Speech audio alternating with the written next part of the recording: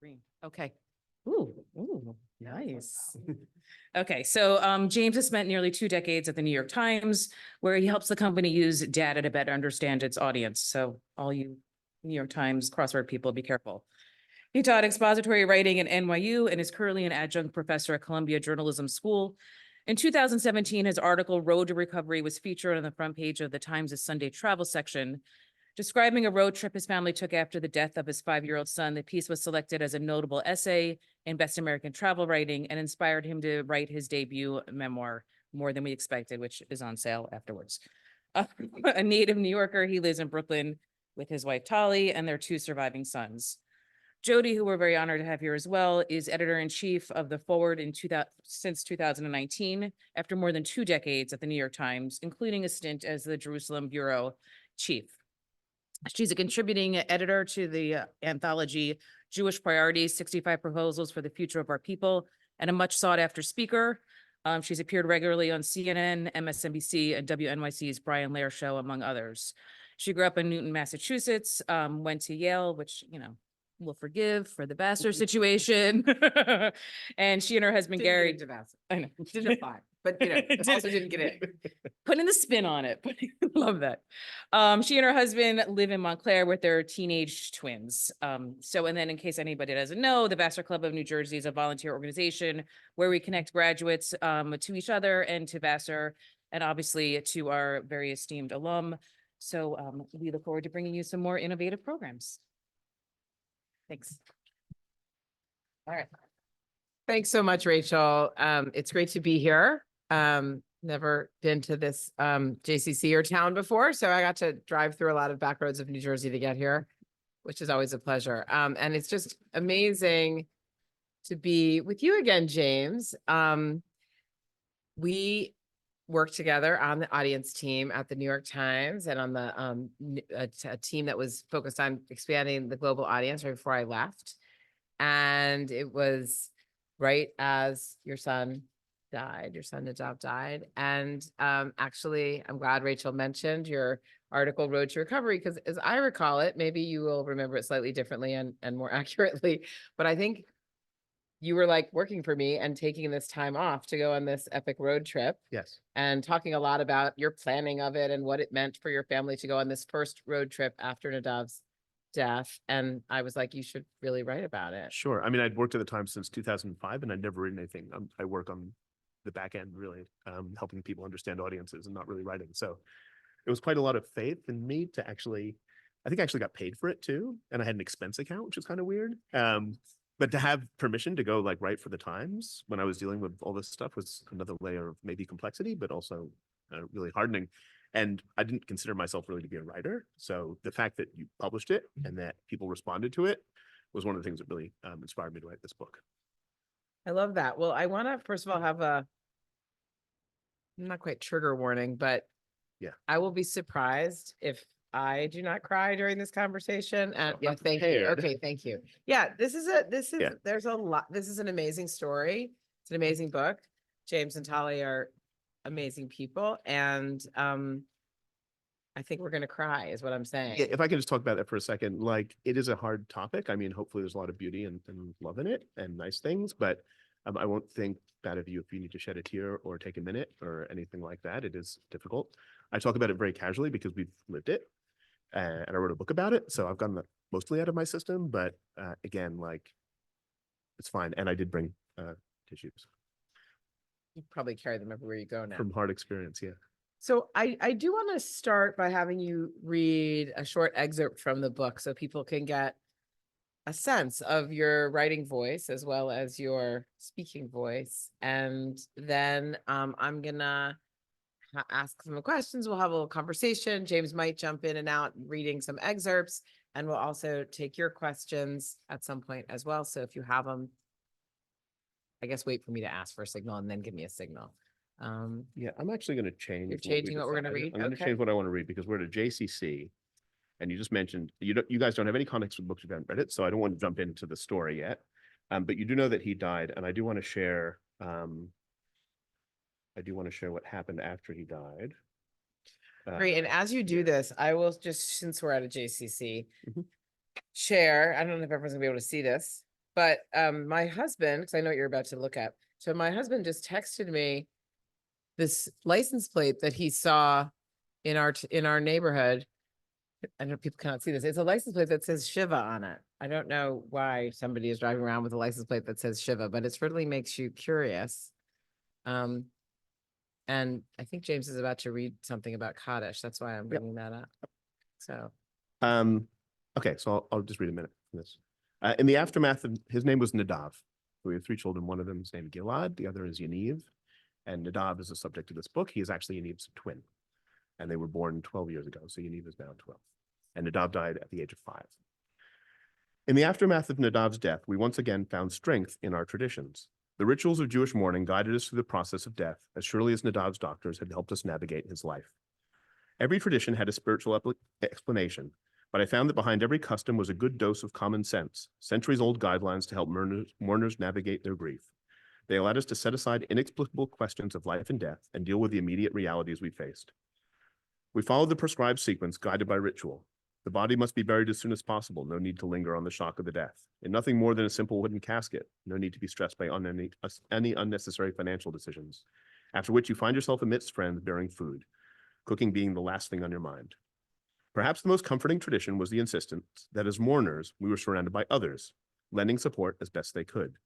Nobody, of course, knows quite what to do or say, sometimes causing odd tangential conversations, at other times prompting awkward silences. But as someone later told me, the important thing is to be there. No matter what was said, it was good to feel other hearts beating in the room. Soon it would be time for me to return to work. Condolences were still flooding in from many of my colleagues, and a coworker asked if I wanted a company announcement to be sent out. I wasn't sure how to answer, how public was our grief, but finally mumbled something along the lines of, sure, why not?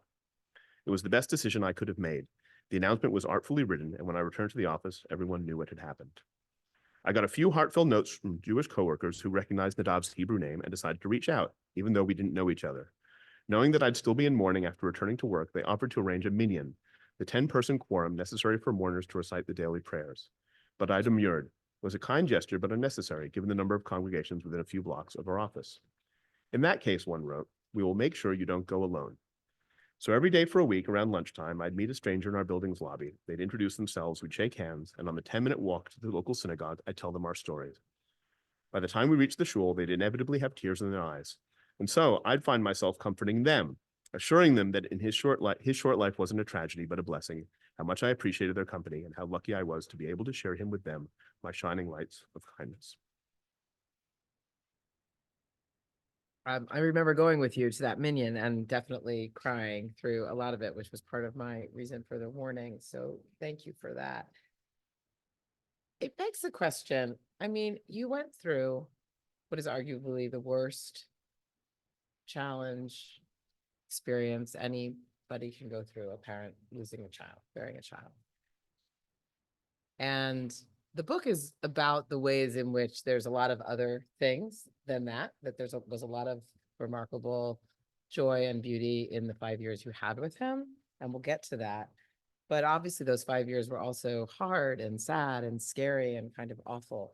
And so I feel like I have to ask, why did you write this book and spend another 5 years essentially reliving it all and unpacking it, studying it, immersing yourself in it when it must have made it harder to move on? Yeah, lots of reasons. And that if you read the prologue, you'll know that one of the main reasons I wrote it was for his brothers, so that when they're old enough to understand what we went through, they'll have this as a record of what was going on in my mind, to a certain extent, Tali's mind as well. I thought that was a gift that I could give them. And I wasn't sure of what circumstances would be when they're old enough to really want that. I wrote it in part because I had written this story for the Times, and I knew that stories like this can help people and touch people.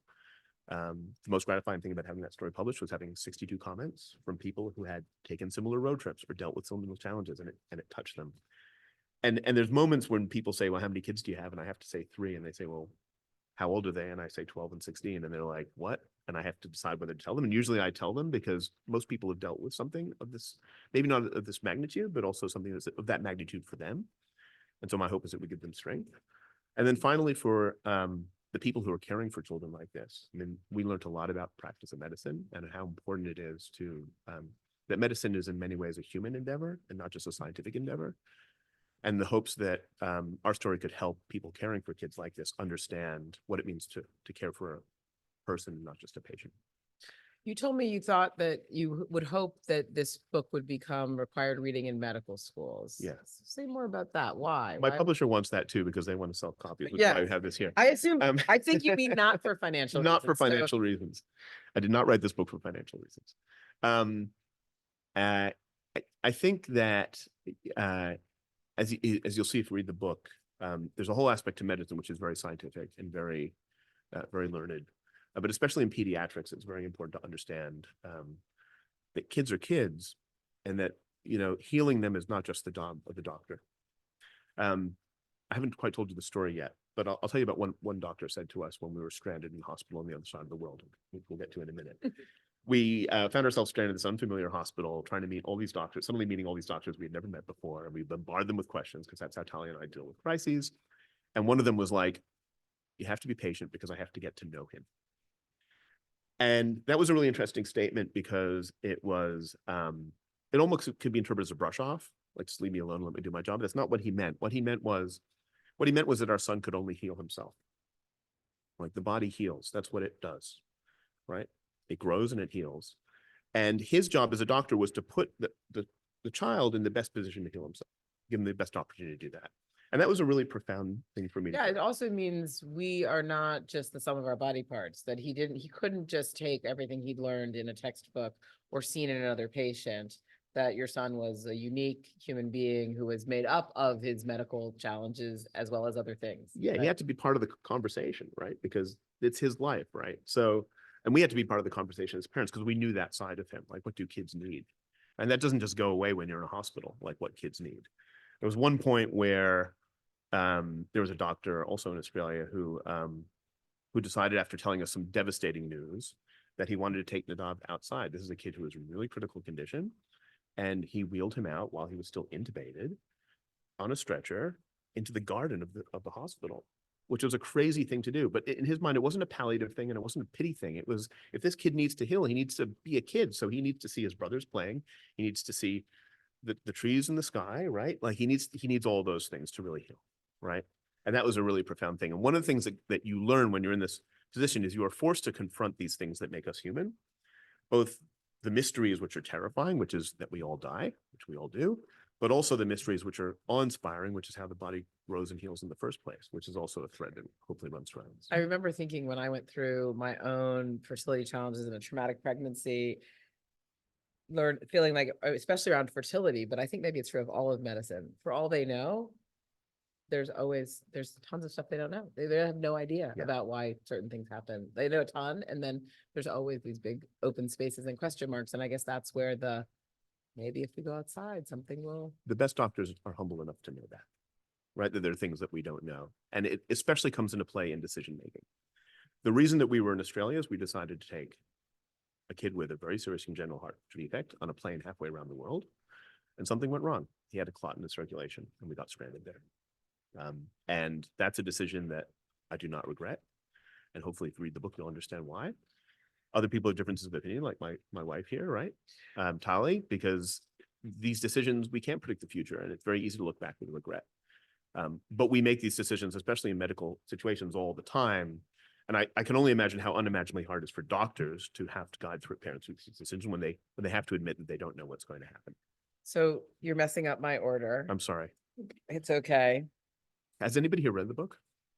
No. Oh, a few people have. Okay, good. I was gonna set it up a little bit, but I'm gonna have to go back now to my other question. But anyway, we're gonna stick with this question right now. So James's family is he has family in Australia. Tali had actually spent a year, I think, 4 years living and working in Australia. Before we knew. And before they knew each other, this is part of their Beshert destiny-ness. And so there was this opportunity to go to Australia, and it seemed like, shouldn't we take all of our family to see these relatives and have this great adventure? But several times throughout the book, you say what you just said here, that Tali regrets that decision, feels that was the wrong decision. We should not have taken such a risk with such a fragile child. And you say what you just said, which is that you don't see that. You said, I just have a couple of quotes here. You say, in retrospect, our decision seems pretty crazy. Some might say dumb. Tali uses stronger words. She'll never forgive herself for that decision. And you say, this is later, you say, regret is irrelevant. I argued, we're human, not all knowing. And at the times we made them, the decisions we made were the right ones. Otherwise, we wouldn't have made them. I really do understand both of those perspectives. It feels like the kind of disagreement that would tear many relationships apart. So I'm interested in how it's very interesting to me that you're very clear that you actually think two very different things about this decision, which seems to have been so momentous, and yet you've somehow made it through. So at the risk of turning this into a marriage counseling session, I would love to hear how you Maybe I have should come. survived that deep, I don't know if everyone, machloket or disagreement Well, over well, such an important thing. We love each other, so that's a good start. That's the first thing, right? The second thing, and this book is really a love letter to Tali. I mean, I think so. If you get to the end, you'll realize like that's what this book is in many ways. And I think even just like the process of writing a book like this is something that Tali would never do, feel comfortable doing. And yet she supported me being able to step out and tell my story. So I think like I'm not going to give marriage advice because I don't know, like I think everybody's different, and I don't really want to give advice to people as a result of this book. Like I'll share our experience. But I think, you know, what held us together is, I don't know, that complementary bond that throughout just, and you'll see it, like we have different skills in the hospital, for example. Talia is very detail oriented with numbers in a way that I'm not. I like schmoozing with, you know, doctors in a way that she doesn't always feel comfortable with, right? So I mean, that's what a marriage is built on, is like different skills and different approaches. So I don't think that's really something to overcome. I think that's actually a strength. So I'd asked you why you wrote the book, and I want to know a little bit more about how you wrote it. You are this interesting creature of someone who works at the New York Times, but not in a writing position. You were very writing adjacent in that job. I guess I wonder if you've always sort of had a little writing life on the side. If so, what did you write when you were a kid or whatever? And also, did you do a lot of journaling during the times in the hospital or during the 5 years, or mostly just write it after? At the time, there's a very bright line between people who write and people who don't. And when I was invited to cross that line, I actually felt like I was like trespassing a little bit, which was weird. I'm not a writer. Like I think the only thing that I really wrote seriously was probably in high school, like little stories and things like that. But I've always kind of known how to write. I've taught writing at NYU, and when I was at grad school for media arts, I taught expository writing, which is a class that all freshmen loathe. And we bore the brunt of it. So I've also kind of had that itch and able to do it. I think that I feel comfortable doing it. I didn't journal when we were going through it, but we wrote everything down. So one of the things in researching the book that I had to do was like actually in the sense of like taking notes in doctors' meetings. Yeah, kind of and I'm a pack rat. Like Tali will tell you, I save absolutely everything. So I have these huge binders full of stuff, like every last thing. We have emails, we have photos. So to remember how things happened, I have to go back to all these things and sort of like relive it. And when you said like, why did I write this book? I got to relive his, like I get to keep him alive a little bit in my life, a little bit, because I was taken there, which wasn't always like an easy thing. In fact, many times it's very difficult, and I could only do it really in small doses. But yeah, all those things, I mean, I have a spreadsheet with like virtually every, you know, how I'm with spreadsheets, right? Like every day of his life now, like what happened. And some of those things were surprising because they conflicted with our memories. And we didn't realize that things had happened the way they had. So, but that was sort of keeping it alive, I think, a little bit too. And like literally, did you write it like a little bit every day, or did you take a big chunk of time to write it? I felt the need to get everything on paper because I hate having it in my head because it haunts me. And I figured if it was in my head, it's not permanent. So every night after work at about 6:30, I would go up to the 15th floor of the Times, which is like one of the quietest, calmest places in the whole building, get up my laptop, and I would just write 1,000 words about a topic. So hearts or nursing or food, or I had one about parking, I think, right? Because parking's a big thing when you're like hospitals. It's really important. My editor cut all the parking stuff out. Made it there. No, cut it all out. All the parking. That's the sequel is going to have Parking Tips at Mount Sinai Hospital by James Robinson, right? And so I had like a collection of 40 essays because that was kind of what I was comfortable with, was essays. So I had like 40,000 words. And somebody's like, well, that sounds like a book. You should take it to an agent. So I took him to agents, and all the agents were like, that's not a book. That's a collection of essays. And at your stage in your career, you have not earned the right to publish a collection of essays, because that is something that you earned. You probably earned it, but I haven't earned it, certainly. And so one of them was like, I'm going to tell you what you need to do. It's going to take you a year to do it, but I'm not going to tell you to do it because it's a big ask, but you need to turn this into a narrative. So what it is, I took those 40 essays, I chopped them into paragraphs, right? So then I had like a whole thing of paragraphs. I labeled each paragraph with the date it happened, because I knew that from my spreadsheet. And then I sorted chronologically. And Only a data guy would I write just this way. read it. I wrote it all the way through, right? And I realized like there are important things missing. Like you have to understand why we went to Australia, which I hadn't written about. So that's like the first 3 chapters. Like now I've got to Yeah. write those first 3 chapters, and things made sense as a narrative. And hopefully, my hope is that it lends texture to the book, because what you're seeing are like fragments of coherent essays that are sort of sprinkled throughout the book and have themes that, I don't know if you sense that, but that's my hope, is it sort of weaves its way into it. It's funny, I have actually told writers on big journalism projects that you need to do something kind of similar to that, although not quite as data oriented, to sort of say like, what are the main points you need to hit and structure them, and then like, what are the quotes and examples and data points and how do they fit in? So I think Right. it does make a lot of sense, but few people would have the discipline to, I think, actually do it that way. A related question is about how you decided where the book should start and end. I think you said something when we were talking yesterday. You said that there are sort of 2 genres of book, or 2 versions of a genre that relate to the Yeah. loss of a child, or loss or grief or whatever, and that yours doesn't fit into. You described them this way. You said one is a long narrative in which you don't know if the person's going to live or die, and they die at the end, and No. sorry, they die at the beginning. So Sorry, one genre is why don't you tell me? one genre is they die in the first chapter, and it's about the parents The grief. dealing with grief and finding their way back to being whole again as a family. And the other genre is long medical illness and then miracle cure at the end. Right. Right. And you, first of all, signal in the beginning that he doesn't survive, and then, then tell the whole story of the 5 years, and Yeah. sort of it ends, a little bit after the death. Right. So yeah, how did you decide that that was a structure that made sense? I have to tell you at the beginning he's going to die. Like it's not fair to the reader, I think, to hide that. Like I think that's unfair, right? But it's not really the story of how he died, because I actually knew when he was born that he might not make it. Like we knew in utero that he had this very serious congenital heart defect. And that's kind of what the book is about, is like coming to terms with that fact. It's not a grief memoir, but there's a lot of anticipatory grief. Like, how do I deal with that moment when it comes? And the biggest question that I had when he was diagnosed was, how am I going to tell his brothers that he died if it happens? Like, that was the hardest thing that I could think of. Is how am I going to tell them? And by the end, not to give it away, when he actually dies, like, I knew how to do it. I knew how to do it. I had to tell them the truth, and I had to trust that kids have the strength to be able to handle the truth, which they do. I think they do. We learned a lot about how strong kids are, not just Nadav, but the kids who are around him. And I had to trust that. As a father, it's weird to say something without having to explain it, but it goes to that theme of, as humans, there are things that we can't explain. They're just, and that's something you have to teach your kids too, right? That I as your father, I cannot explain why we die, and I cannot explain why I can tell you scientifically why his body formed the way it did, and it's utterly fascinating. Can I tell them? Like, it's utterly fascinating. So Nadav had this congenital heart defect with his heart. It was a single ventricle. So all the blood was mixing in the heart, right? You're supposed to have 2. He's supposed to have 2, and he only had 1.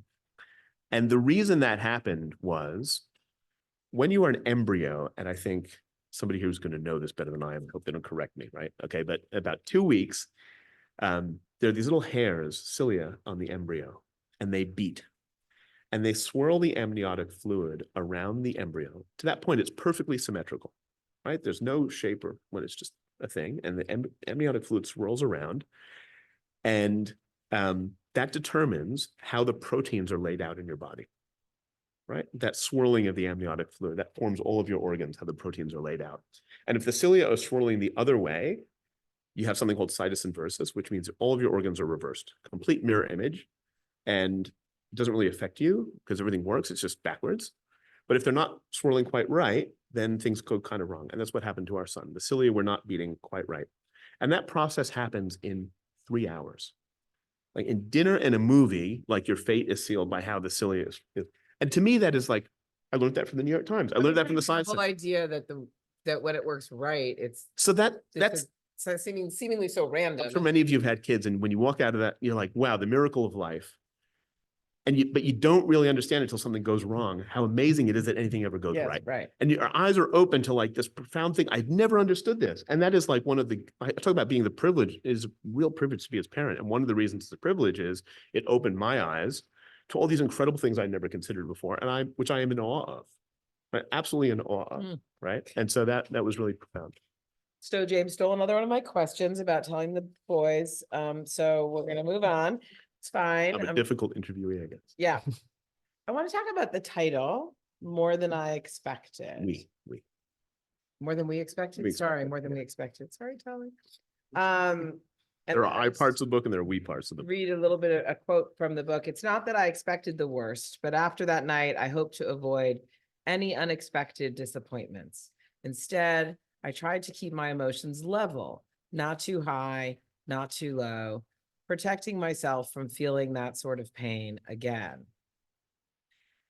I'm interested in talking about this idea of expectations and how having lower or no expectations allows you to walk through life maybe with more safety or protection, or sort of, I want that philosophy. And then I also want you to tell us about how you came up with the title. Yeah. We didn't expect to have a kid with a heart defect, first of all. I mean, that was more than we expected, like to have to handle that. Like, it was a huge shock. And a large part of dealing with this is learning to manage your emotions, which I was not always really that good at. Right? I think my temper comes out a few times in the book, but I actually struggled with that. Like, how do you let off the things that you naturally feel when you go through a traumatic situation like that? And one of the ways in which I coped was there were moments where things looked pretty dire, and we had to hope that things would get better. I don't think hope shows up that much either, because I learned not to hope because I didn't want to be disappointed if those things didn't happen, because the roller coaster of having to go through that was too traumatic for me. It happened a few times, and I can read one of the portions where it happened at some point. But I couldn't deal with that. So even if something looked like it could happen, I wouldn't expect it to happen. And I sort of did it the same way with things going bad. Like if they said, well, this could happen tonight, well, I'm not going to go there. I'm just going to sort of take things as they are and live in the moment as much as I could, which is not always so easy. You kept that philosophy of sort of going through life with lower expectations in other parts of your life? The sequel is going to be How to Parent a Teenager. And I haven't learned how to do that yet. You're always learning as a parent how to deal with different ages and different situations. And that is like a whole thing. So the challenges change over time. I'll leave it at that. For sure. So more little quotes from the book. So at one point you say, yes, we got unlucky in Australia. Unlucky that the clot happened and you had to stay there for all those months. But also you say in another part of the book, I still feel privileged to have had a son who by both circumstance and charm had such an amazing capacity to reveal the goodness in the world. The irony, of course, is that were it not for his unique, inexplicable physiology, we may never have been lucky enough to experience it. It's this is where I'm going to start to cry. No, it's sort of amazing to think that you feel lucky to have had a son who was born with these complications and who died at 5 years old after this really horrible situation of being stuck across the world. So you talk about being unlucky and lucky, and I'm interested in how you view luck and why do bad things happen to good people or at all, and how you come to understand the sort of lucky and unlucky things in life. So it was not hard to be proud of this kid. Nadav was he was a remarkable child. All of our children were remarkable. He was extraordinary, and everybody who met him felt him. He had curly hair. He was an old soul. He was named after his great grandfather, who survived living 4 years as a partisan in the Polish woods, the Nazis. And that's one of the reasons we gave him the name Nadav Moshe. It was named after him. And he sort of inherited that sort of like old soul type of, but also very charming and silly. Like, he was a great kid, and you'll get to know him if you read the books. That's worth reading the book, hopefully. And that's another reason why I wrote it. The question of luck is interesting. And the question of why I do not regret anything I wouldn't change anything that happened except probably the end, because that was his life. And if he had been born healthy, we would not have experienced all the things that we experienced. And I think the things that we experienced were kind of profound and important. Everybody has a weird path through life. His was pretty weird, right? But that was his life. The working title of this book was Bashert. And the publisher would not let me call it Too Bashert. Jewy. Can't spell it. Like, who can spell Bashert, right? Is it an E or an A, right? Yeah. Not Two E's in my view, maybe, Yeah. maybe an apostrophe. very but- hard. So they wouldn't let me It's actually do a big it. part of my job in at the forward, which I never would have thought about when I left the New York Times, but is deciding what the Yiddish and Hebrew, how we should spell Yiddish and Hebrew words in English. I am the final arbiter of that. Is that right? We have a whole Slack channel around it. It's very interesting work. Anyway, I'll find out what our style is. on Yeah, that's Bashert great. And let you know. The working title was Bashert, as though it was meant to be. This whole thing was Meant to be. And the editor who first read it was like, Bashert is a happy thing, right? Like, that's a happy thing. You find your Bashert, right? That is like, you complete yourself, right? And I'm about to hear the rebuttal to this. So you'll hear the rebuttal in a minute, right? But in my mind, like, I didn't have any control over the fact that he had a heart defect, right? In fact, what caused it was even kind of like more mind blowing, and I'll let you read the book to understand why it happened. But it was certainly nothing that I had any control over. And it was just something we had to deal with. And if he did not have it, he would not be him. He would be somebody else. And I love him. And the night he died, I felt nothing but pride, right? Like, of who he was and what he went through. And his life, should I make you all cry? The night I held him after he died, like, I thought to myself, most parents live like hoping for these moments of pride, right? Like, they graduate college, they get married, they, get a first job and all this. He has many moments of pride in his 5 years that I think as many parents have in a lifetime, a normal lifetime. And for me, that was his life, and that was enough. And I do feel that, like, I do feel that. I don't think everybody feels that way, but that's how I feel. And I am proud of that. And I am proud of him. And hopefully it comes through in this, why that contradictory emotion is. Hopefully I'm able to explain that. Like, if you can get through this book with realizing that it's not a sad story, like, I think I've done my job. I have a couple more questions. I want you to, well, maybe I'll just ask one more question, and then I'm gonna have you read that excerpt that we were talking about originally, and then we'll open it up. And if we have time for me to ask more questions, I will. It's a very Jewish book. Your sons have Hebrew names. You read the part about sitting Shiva and saying Kaddish. But really, from the very beginning, that I think it opens with some biography of your family, and there's sort of Jewish stuff throughout the book. Yeah. And I wonder if you could talk about that a little bit. How you think this story, how Judaism and your Jewishness matters to this story, whether you, and also from a writing perspective, how you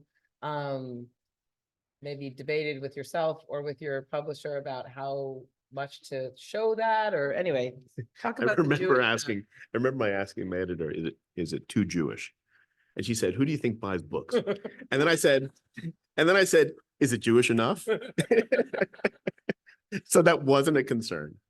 It's Jewish because I'm Jewish. My wife is Jewish. Our family is Jewish. My family is kind of a weird Jewish. They come from a British Orthodox tradition, which is dress British, think Yiddish, which is why I'm James Robinson, which is not a Jewish name. I think when we got married, I think they called up to check that I was actually, is that right? That I was Jewish. It was awful. The family name used to be Varabiechik in the old country, which means little sparrow. And when they moved to New Zealand, little sparrow became Robinson, right? So that's why. And James is because they like James Taylor and they like Sweet Baby James. Okay, so that's what I ended up with. But we are Jewish, and the faith is part of it. And there were all these like weird echoes, as you know from the book. Like, there's these weird echoes because you cling to faith. Like, hope is different than faith. I think hope is different than faith, right? Like, faith is like an acceptance, right? I think it's like, well, let me talk about how the faith. You see all these weird coincidences and parallels. So our child was born at Mount Sinai Hospital, right? He spent how many days at Mount Sinai? 49 days at Mount Sinai, right? Okay, so Mount Sinai, 40 days, right? Like, there's sort of an echo there, right? Abraham and Isaac, you have 49, did you say? close enough. No, Yeah. it's like it's better, isn't it? Like the 49 days between Pesach and Shavuot, and then like the. Okay, so you're Shabbos doing it comes too. down, right? So you're doing it too. And then you're in shul and you're reading the Parsha on the second day of Rosh Hashanah, which is their birthday, their Hebrew birthday. And it's about the Akedah, right? And it's Abraham and Isaac. And it's a father wrestling with the death of his son, and he's spared, right? And when it started out, it clung to hope for that, I guess a little bit of hope, right? And then I read it quite differently after he died, right? Because it comes up and again, right? Because it's like, why was he spared and my son was not? You wrestle with these things. And I think that's a Jewish thing too, right? And then he's in hospital, like clinging to life during Hanukkah, and you think about the miracle of the oil lasting 8 days when nobody expected it to, like you cling to these things that sort of not hope that things are going to be better. It's like they're little talismans that there's a cosmic order to the universe, which is born through by your traditions, and that gives you sort of a strength that things will So come. it's like come hope through. is like, you hope things will be better. And faith is like you trust that there's a reason, there's meaning in it, there's something for you no matter what happens. I guess that's right. So why don't you read that passage now? Sure. I think that will be appropriate. Okay, so we haven't told you anything about the plot of the book, but you do know that we went to Australia and things went wrong when we went to Australia. He had 3 surgeries. He had to have surgeries at 5 days. For this condition, you need 3 surgeries, 5 days, 5 months, and about 4 years. And those are palliative. That's meant to get the child. You can't heal. You can't like fix the heart when it's like this. You have to hope for a transplant. And so those are all designed to get the child to teenage years when hearts, full-size hearts are much more plentiful, so to speak, than baby hearts, right? So that's the plan. And so after his 3rd surgery, he seemed to be doing well. So we decided to go to Australia because it's a place of great meaning to us, and we wanted him to experience that.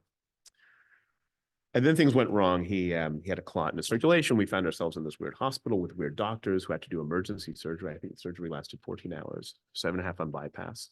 We're stranded in a foreign country. His brothers are like far from home, right? And we have to deal with it. And he came out on this ECMO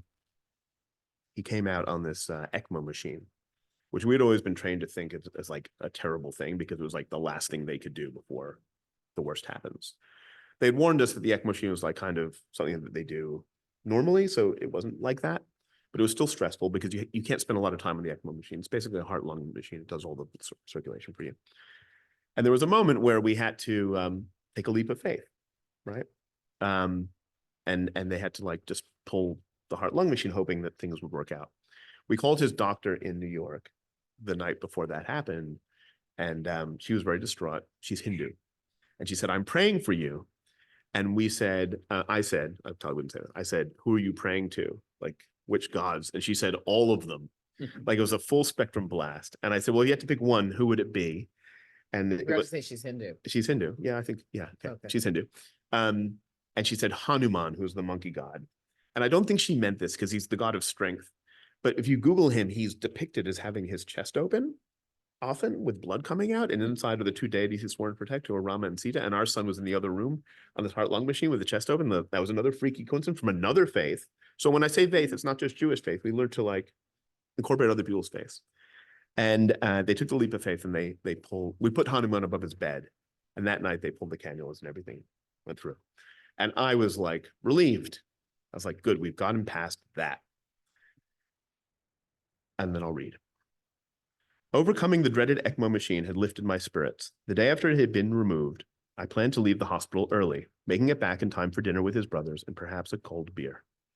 But that afternoon, as I was preparing to leave, a nurse came by. "We'd like to have a family meeting in the conference room at 6, she said. Family meetings are never good. Good news is delivered at the bedside as soon as possible, but bad news needs planning and a full cast. We all gathered in the conference room, Tali and I sitting in a couch, surrounded by Nadav's entire medical team. Sitting directly across from us was the doctor in charge of the intensive care unit, a serious man named Nick. All eyes were on him. It was clear he'd be leading the conversation. Nick looked around at his colleagues, then at us, paused briefly, and said, "I'm going to be honest with you. Nadav is not doing well." I felt as if I'd been punched in the stomach. The relief I'd felt earlier was replaced by anxious dread. "Nadav has a fever, and his white blood cells have spiked," he explained. I could feel Tali at my side, sitting bolt upright. "There are 3 possibilities for tonight," Nick continued. 1, he could improve. We don't expect that to happen.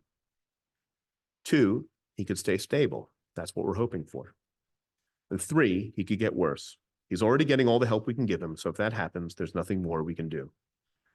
I was shattered, broken to a million pieces, as if Nick's words had been a 2x4 aimed at my gut.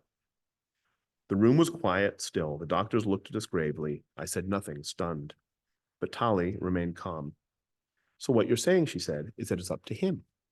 I suppose that's right, Nick said. I can live with that, she said. I trust him. Tali was right to trust him. Nadav made it through that night and many more. But from that moment onward, I found it hard to be particularly optimistic. It's not that I expected the worst, but after that night, I hoped to avoid any unexpected disappointment. Instead, I tried to keep my emotions level, not too high and not too low, protecting myself from feeling that sort of pain again. And I was grateful for Tali's strength, and I came to rely on it. I forgot that it had the quote that I used, but thank you. Okay, well, I'm crying now, so Yeah, you've but the tissue. accomplished that. I'm happy to open it up. I do have more questions if people don't have them, but I'd love to hear if anybody who read the book, who didn't read the book. Tali wants to ask a question. Anybody want to jump in? Don't be shy, but you don't have to. I mean, I have more questions. I never run out of questions. That's part of my job. Okay, I'll keep going then. Great. One of the things My goal is to have everybody crying by the end of the night. So yeah, I mean, I thought I was gonna make it. I'll tell you the best note I got in response to this book. So I mentioned that when I wrote the story, it opened my eyes to like reaching other people in similar situations. And that has happened with the book, thankfully, as well. And the best note I got was a dad whose son didn't have anything like this at all. He spent 2 weeks in the NICU. And he said, I read your book in a day. I couldn't stop crying. My wife told me to put it down and I couldn't do it. And that really spoke to me because it meant that, I don't know, there's touched something in him that needed, like, you need to cry sometimes. I have a playlist on my phone, all the songs that make me cry. And sometimes I need to play it. Like I got to play it. I got to pull it down. I got to play it because I got to cry. So it's a totally I natural have thing. to say, this book, I obviously knew what happened, but I knew a lot of this, the basic storyline before I read it. Mhm. And you also do telegraph it. It's not, and it is not a, I mean, it's not, there's plenty of cheerful moments, but it is not a desperately sad book at all. There's quite a lot of beauty, as you say, in the book. I wonder about some of what's happened sort of since. You've obviously been writing the book and now you're presenting the book, but I wonder how not Nadav is sort of still a presence in your life, in your home, particularly for the boys. Yaniv, his twin, has now been alive without him longer than with him. That's right. Yeah. And I guess I'm just interested in how you balance the importance of his memory and honoring it and being connected to him with also living the rest of your life. Yeah, I mean, it's a hard thing for us to figure out what to do. The kids must be very difficult. And I don't want to speak for them. Like one of the things that's hard for me is to actually put words into their mouth about their feelings because I'm not sure I entirely know. They may not know themselves, but as a family, we do our best to remember him. We have a bunch of photos. I mean, I've been so immersed in this that it hasn't been a problem for me. In fact, maybe it's a problem that I've been spending too much time with him sometimes. But we talk about him sometimes. When we went on this road trip, we everywhere we went, we felt guilty about that he wasn't there. We picked up a stone and we wrote the date on it and we put it in a bag. And then when we visited the grave, we put that stone on the grave. We still do that. I don't think we write on the things, but you'll see me if I'm enjoying something, I'll just pick up a stone because that's my way of remembering him. So he's still present, but it's I won't lie, it's very painful, to have to deal with an absence. And I think it's a hard thing to deal with and get over, probably for the brothers too, especially when, as time moves further on, you start losing the things that connect you to that past. Like our car, as you know, is like a character in this book. And we had the red Subaru Outback from 1998, and we loved it, and it was all dented and whatever, and it was just like there for us all the time. And it like bit the bullet at 75,000 miles last year. It gave up. We had to get rid of it. This is a really sad thing because it was like giving up a part of our life then and moving to a new car, which is much better, but doesn't have the same thing. And one of the nice things about writing the book that I had not expected, more than expected, is that it now gives me permission to re-immerse myself in that world that we left behind. I'll explain that. When you have a child in such a difficult situation, you have all these challenges that you have to overcome and all these skills that you have to learn, right, to care for a kid like this. For us, it was something called an NG tube. Who knows what an NG tube is? Okay, so when he was in the hospital, he had to have extra feeding, and they put a tube down. It's going to sound disgusting. It's disgusting. Put the tube down his nose so they could feed him, right? And then when it was time to go home, they're like, "Well, you got to learn how to do this." And we're like, "What now?" Because that sounded crazy. And they're like, "Yeah, if it comes out, you got to put it back in." And I had to learn how to do this before he was allowed to go home. And now it is like my secret skill, right? I can put an NG tube in a baby in the middle of the night, pitch dark, without them waking up. I can do it. I'm sure I could do it now. I hope I could do it now because I got really good at it. I hope you don't have to. I hope I don't have to. You know what? People say that to me sometimes. Like, you don't have to. Like, I would love to have to do that again, actually, because it gave me this pride that I had some control over, the outcomes, and that I was there for my child in a way that I think every parent understands. I just had to do weirdly different things. And the problem is, and I'm going to make you all cry again. Sorry, here's the tissues. Is that when your child dies, that part of your identity is like suddenly ripped out.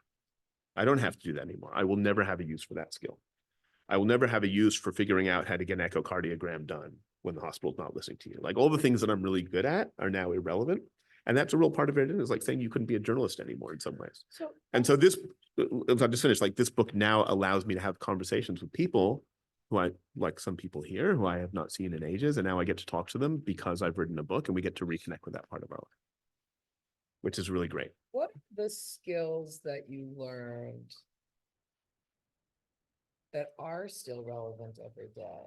Not the technical skills about how to put an NG tube in, but maybe skills is the wrong word. What did you learn that you really, you're a different person than you were before you lost a child and before you parented a sick child, right? So what does that mean? What do you know that we don't know? It might be a better question for Tom to answer. I don't know. I'm introspective enough to know that. I think it's definitely put things in perspective where I don't take things as seriously, certainly at work, as I used to. Like, it's not part of my emotional. I get frustrated at things at work, but I don't get emotional about it because I think I'm kind of done with emotions to a certain extent. Like, I've got enough emotions still inside of me without having to put in those parts of my life. There's a chasm that opens up between you and the rest of the world when you go through this. And that's quite difficult.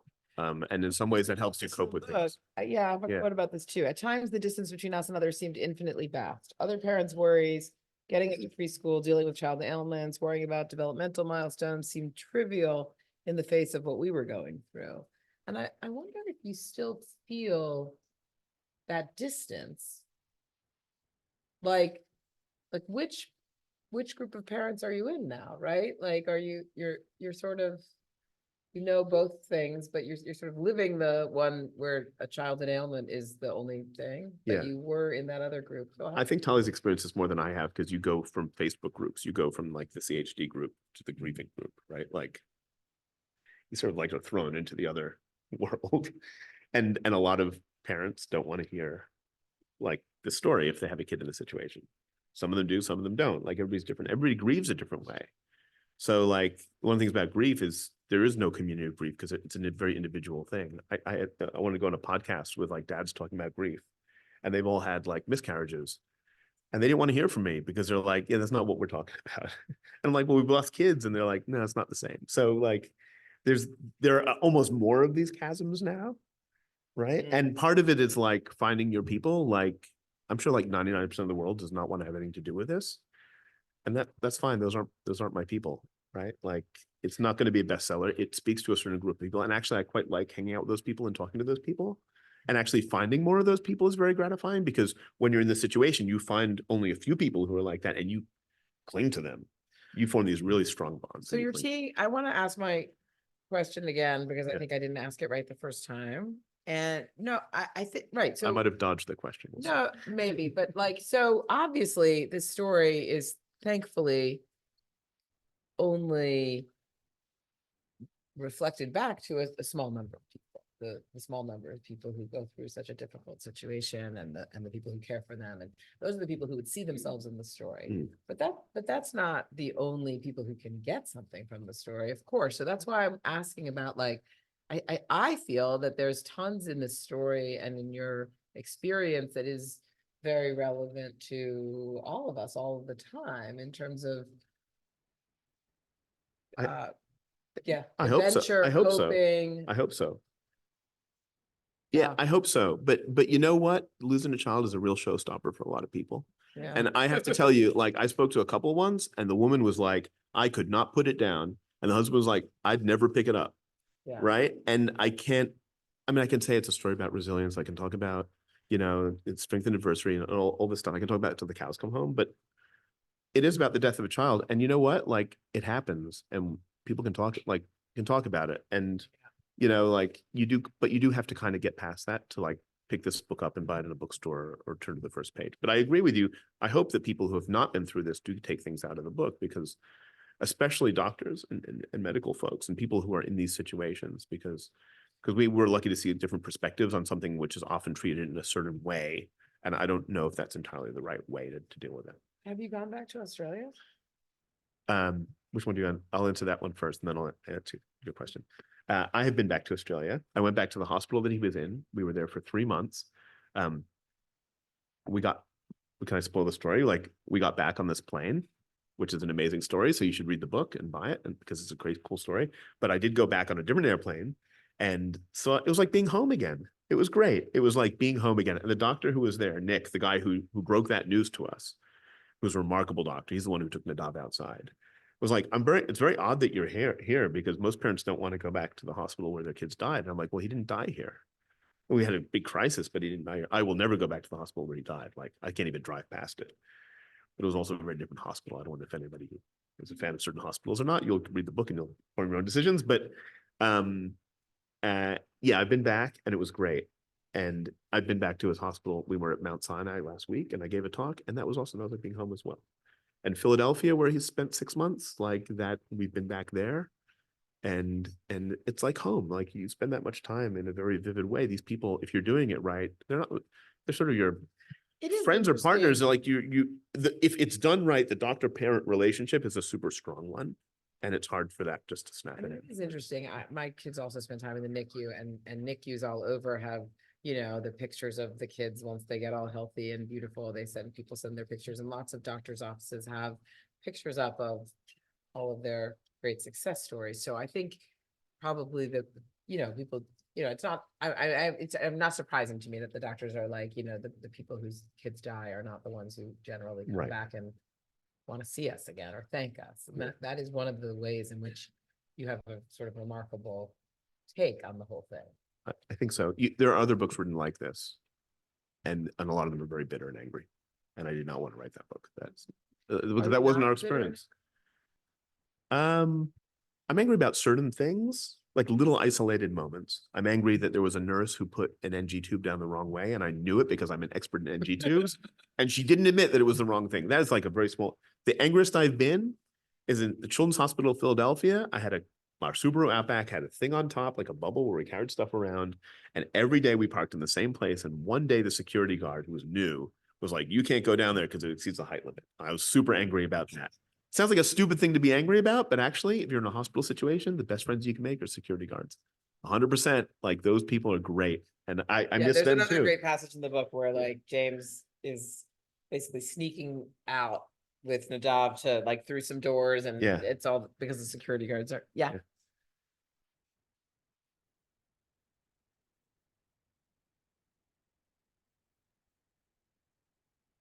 Wow.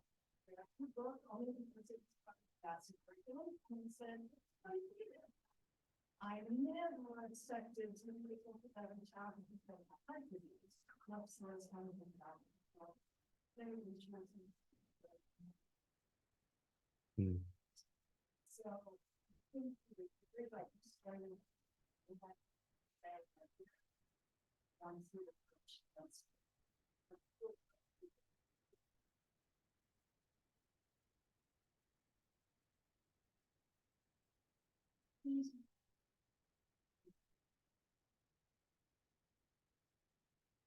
So intense.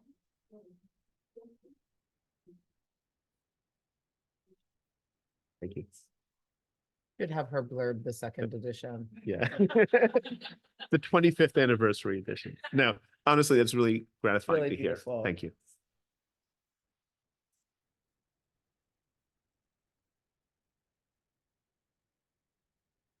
Thank you. Thanks very much. Any other pediatric cardiologists? in the room? Actually, Puneet, who was just there and got a phone call, I'm going to call him out. He was actually the doctor. He did the echo. He did the in utero echo when we were first diagnosed. And his secret talent, and you're going to look at him funny when you see him later, he was the only person who could place an IV in Nadav because he had these weird veins. And whenever there was a problem, they were like, okay, the phlebotomists, they were like, okay, get Puneet down here. And they drag him out of whatever he was doing and he would do it. So yes, thank you. Oh, Then you can go. we have time. Yeah. Hmm. And listening to you, first of all, the courage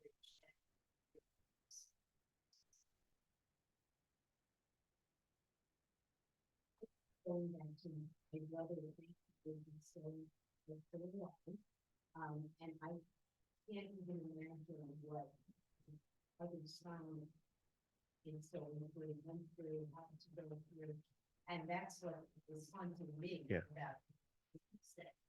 Because twins are different. It's a whole different relationship. I think I mentioned that in the book. I had a good friend in college, actually a Vassar student. So we can bring Vassar to the conversation. That's great. Who was an identical twin. Univ and Nadav are not identical, but she was an identical. I don't think it makes a difference, but she said she talked on the phone every night and she said, you'll never understand. Like, I cannot explain it to you. And so I know that bond still exists. Like, I get it. And I know it's something that is going to be, it's going to make it even harder for him as he gets older, I think. You hear about, there's support groups for twins who are like in their 70s who lost even before they knew them, right? Like, so. I have to Yeah. say, I'm a parent of twins, and Yeah. so I also read the book with that very much in mind. And we'll see, obviously, but I do think it is interesting, because this was from birth, it seemed like, and even Nadav's, everything was so different from each other from the very beginning, right? First of all, coming home and staying in the NICU, but then also, the feeding situation and that, and you had, because you had the older brother too, I don't know, it feels like reading about it, who knows, we'll see. I mean, They're as some- different as twins can be, but I think you're completely right. I think there is something that I will never understand about how he feels about it, and helping him work that through, I think is going to be a challenge as a parent to be there for him in the way that he needs to be for both of our kids, actually, to be honest with you. I think Yeah. Please. I think you really feel for thing to his family. And he responds to being around other twins as a previous twin, Interesting. even though you know,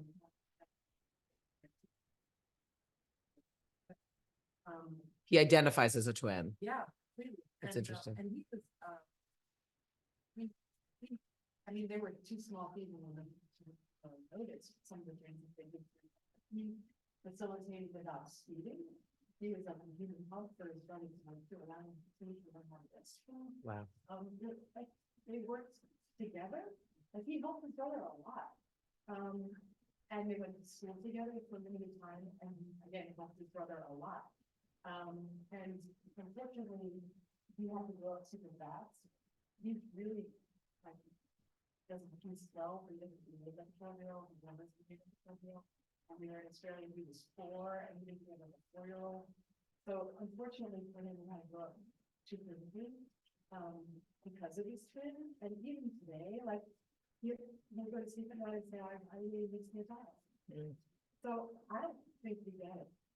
Yeah. We don't get it. I'm sure you're right. My mother and I are also very different. Besides being different sexes, we're very different. But there is that twin thing. It's definitely Right. Holly, I want to pick up on what you said about, and we'll get to your question in a second. I found it remarkable how mature is the only word I can think of, but old for their age they seemed. And Nadav also, see his level of understanding of things as presented in this book I was like, my 4-year-old never would have had any. Was that just, you think that was just the circumstances demanded it? I don't know. It's For those of you who haven't read the book, we were stuck in hospital in Philadelphia for 6 months, dealing with like a very stubborn condition that we're trying to get over in his lung. And when they rounded, he would insist on being part of rounds. Like they would bring him out and they would turn the X-ray to him. And he would look at the X-ray and he would ponder it. And I think he knew what was going, like he knew what was going on. Like he was a participant in that. And he then like wanted to eat lamb and only with oregano. Like it was like He was very picky eater. 4-year, but I mean, just like the awareness of some of the language was remarkable. Yeah. Still are, like, we couldn't even. And I used to talk to him, you know, I never really talked to any of the kids. Baby talk. And with Madame, I used to always tell him what was going on, so he knew. I don't know how much he got, it's hard to tell, you know. But, you know, even when we came home and we were, you know, going to our fourth hospital, and they were driving past, you know, we'd be in the bathtub talking about next steps, like what, you know, what we were trying to have happen next. So that he would understand, you know, his body. Yeah. Like reading medical textbooks instead of nursery rhymes. Do that. They're curious, George, the one where he goes to the hospital. Yeah. Alive. I like that because he's from Rudoren Street. Oh, So. nice. We made a promise when Gilad was born that That's we the would, oldest one. he's the oldest one, that we would be honest with him in everything. And that in return, we expected him to be honest with us. And if it was something bad, we wouldn't get angry as long as he told us the truth. Right. How's that going with the teenager? Oh, that's all falling out the window. Like I said, wait for the sequel. Mhm. That is going to be a sad story and you will cry throughout that whole thing. But that was the attitude we took with the kids. Like we wanted to talk to them and respect their intelligence because kids are super smart and super strong. And we learned that from going through this.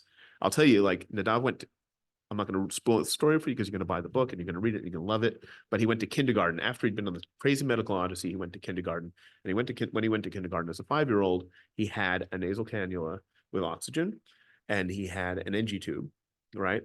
And the teacher, who was incredible, sat the kids public school across from our house, PS 58, in Brooklyn, New York. So the teacher who was incredible, like sat the kids down and explained what they were. She's like, he needs oxygen. This cannula gives him oxygen so he can breathe. And the kid's like, okay. But that was great. They ignored it after that. Adults, you cannot get past it. Right. And it's like, we saw people at their best, which is part of what you were saying earlier, right? We also kind of saw people at their worst. People at their worst is like fixating on these things, which are there to help. Obviously, there's implications for it, but not having the empathy to understand that, like, you got to look past and treat him as a human being. Kids knew how to do that, like from the go. And that was really remarkable. And that goes to the honesty about what's going on, trusting their strength to be able to cope with it.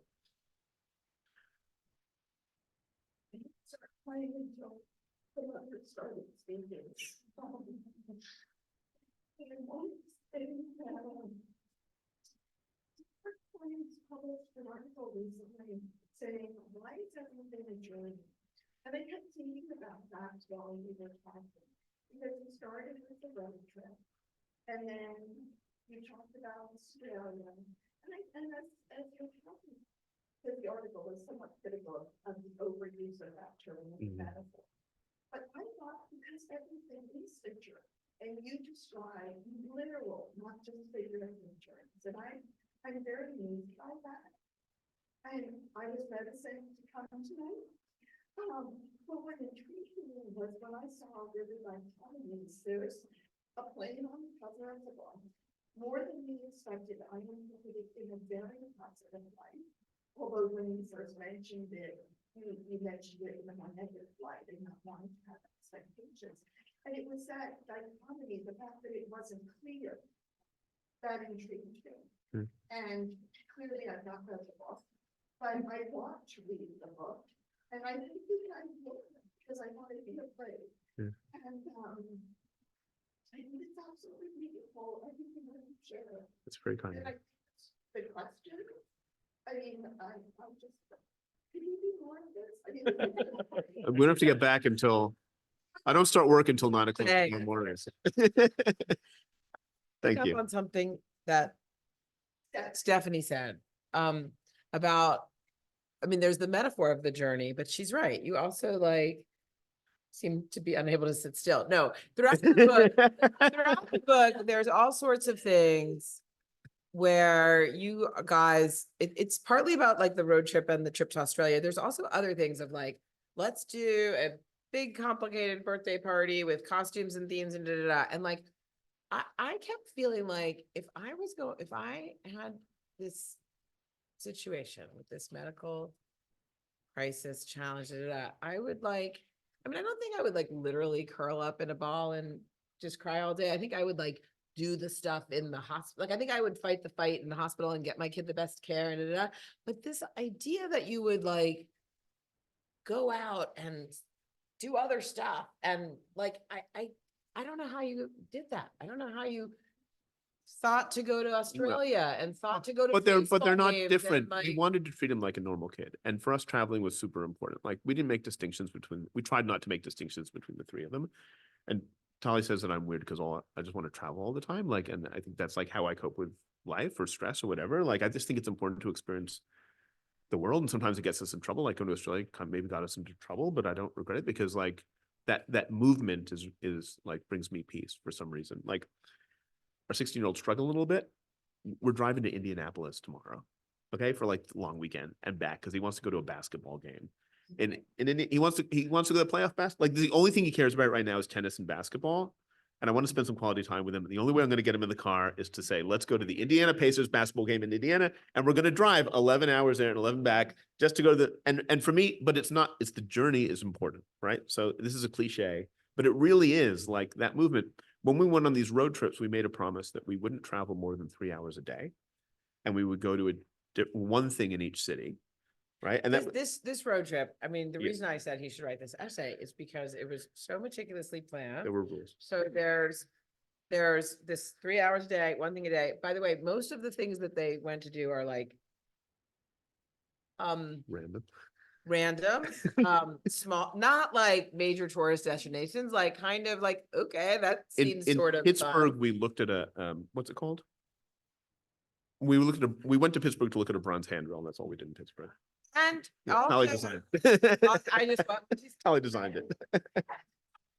oh, it's not random, but and there was talk about the playlist. There were these, what was the thing with the playlist by state? Oh, so we have a playlist for every state that we go through that we play when we go Of through every state.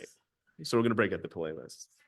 The thing that I found remarkable about it was that the idea that these three little boys, two of them were 3 at the time and one, I don't remember when it was. Oh, sorry, it was right after. So it was a 6-year-old and an 8-year-old who were doing this, right? 5 and 9. 5 and 9, Yeah. sorry, whatever. And that they were gonna be like, yeah, right, we wanna like do this and Well, I didn't really have a choice. camping. They were camping. At that age, they don't and- have a choice. 16-year-olds, they have a and they're choice. like Yeah. into it. I don't know. It's remarkable. Why is it? Why is this so? No The idea. idea, it's one thing to This is a travel to question for Australia, Tali. but you will be happy traveling to basically nowhere. I came to Scotch Plains, New Jersey, right? Tali's got to answer this question. I don't have enough self-awareness.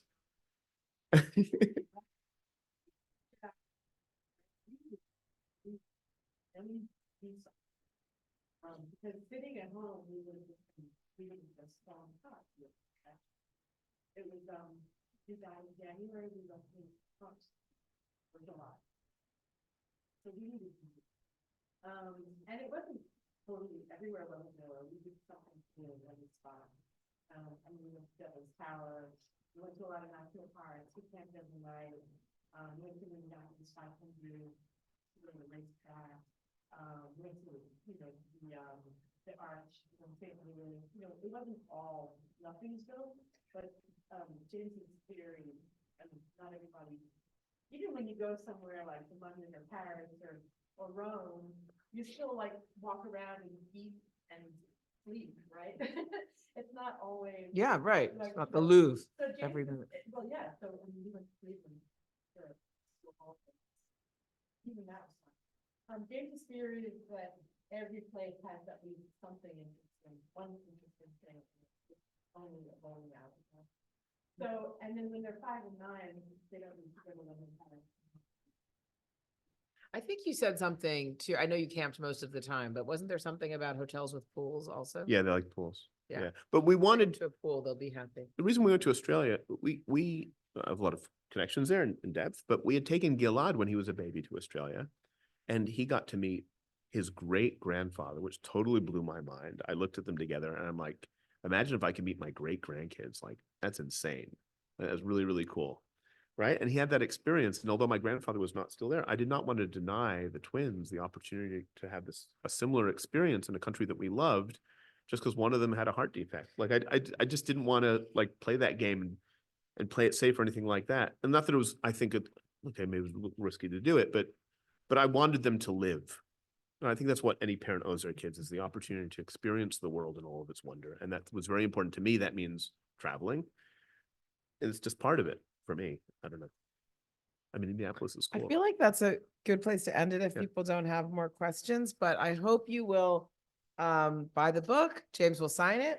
There's also some cards on this table from the forward. If you are interested in Jewish news, culture, and opinion, you can sign up for our free email newsletters. Actually, all of our journalism is now free. We removed our paywall last year. There's been a little bit of news lately that have something to do with Jews. You may have seen. Can I just add one more thing? It's so wonderful that you all came out. Thank you very much. And to reach out and say those things to me is really kind. I'm glad we made the connections. It's really important to me. If you go to my website, which is morethan-a-memoir.com, there's a link there that says oregano. And if you read the book, you'll know oregano is very important to us. If you click on that link and drop me a line, send me your mailing address, I'll send you something a little small to thank you for engaging with it. But I'd also love to make these connections and have these conversations. It's really one of the greatest things. So don't be shy about reaching out to me, and morethan-a-memoir.com. Yeah. And it's probably the link is probably on the ad for this event, maybe? No, not. If you buy a book, which you're all going to do, Email all it's of you. no, it's I think on, we can email it's on everybody page here. 349. Okay, so another reason, but I'd love to Morethan-a-memoir.com, also forward.com. Also tell your friends, especially if you're on a listserv of pediatric cardiology workers, for example, tell them. I'm doing a lot of talks in hospitals, so yeah. Great, thank you. Sorry. I will send out an email with the link to your website Thank for everyone. Thank you so much for being here. I'm Randy Zucker from the JCC, and that was very inspiring. Well said. And thank you for being here, James. And thank you so much, Jodi, for your questions and your preparation. We really appreciate it. Thank you for being here. Coming. Books are for sale over here, and James will sign.